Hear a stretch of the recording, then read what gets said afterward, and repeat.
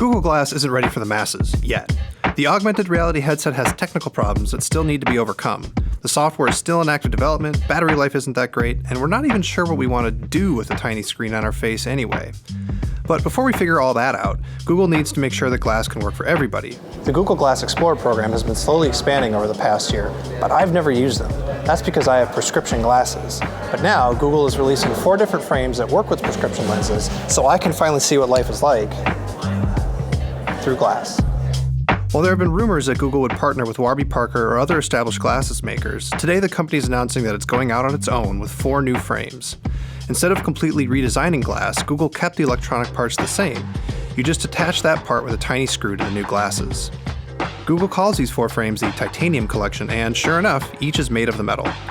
The designs are simple and fairly elegant, you might say restrained, and the design goal was to try to pare down the broad categories of glasses shapes into their most iconic forms. Google calls them bold, curved, thin, and split.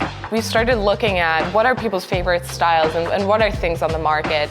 And when you look at it, there are only about 8 kinds of styles that people actually do wear. So we looked at those and took inspiration from those, but then made them more iconic and simplified them into kind of this silhouette. There's also a few new sunglasses that can be clipped onto the original Glass headband. Now, Google isn't filling your prescriptions. You'll need to pony up the $225 to buy the frames on top of the $1,500 you're already spending on the base unit. Then you're going to need to get your lenses cut afterwards. Google has a list of eye care professionals it recommends. But it's not the massive expansion of the Glass Explorer program that many have been waiting for, and though the 4 frames are pretty good, they're certainly not going to appeal to every person's tastes. The glasses are surprisingly comfortable and just slightly less weird looking than Glass on its own.